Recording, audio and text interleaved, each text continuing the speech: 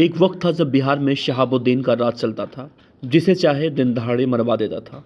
लोग इसके डर से कोई भी नया काम नहीं करते थे। लेकिन एक दिन इसके पाप का घड़ा फूटा और चला गया सलाखों के पीछे।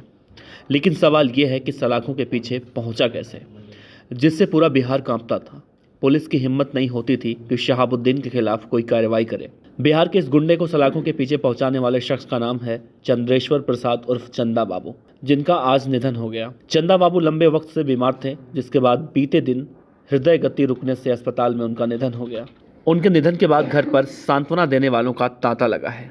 चंद्रेश्वर प्रसाद उर्फ चंदा बाबू ने शहाबुद्दीन से अपनी लड़ाई तब शुरू की जब शहाबुद्दीन ने उनके बेटों को जिंदा तेजाब से जलाकर मार दिया था। वो चंद्रेश्वर प्रसाद उर्फ चंदा बाबू ही थे जिन्होंने कानूनी लड़ाई लड़कर शहाबुद्दीन जैसे गुंडे को जेल भिजवाया।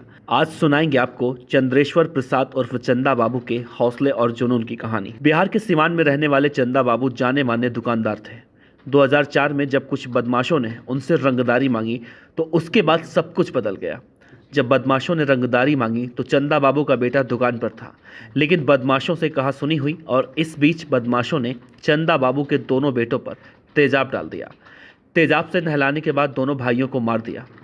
इसी के बाद चंदा बाबू ने शहाबुद्दीन के खिलाफ कानूनी लड़ाई की शुरुआत की थी, जो 2004 से शुरू होकर लंबे वक्त तक चली। उस वक्त बिहार में बाहुबलियों का दबदबा था, लेकिन नीतीश कुमार की सरकार ने शहाबुद्दीन पर एक्शन आगे बढ़ाया। हालांकि ये केस लंबे वक्त तक चलता रहा और 2014 में चंदा बाबू के तीसरे बेटे राजीव को, जो कि तेजाब कांड का गवाह था, उसकी भी गोली मारकर हत्या कर दी गई। तीन बेटे होने के बाद भी शहाबुद्दीन ने चंदा बाबू को अकेला कर दिया। लेकिन जिस बहादुरी के साथ उन्होंने इस गुंडे के साथ लड़ाई लड़ी, वो एक आम इंसान के लिए एक प्रेरणा है।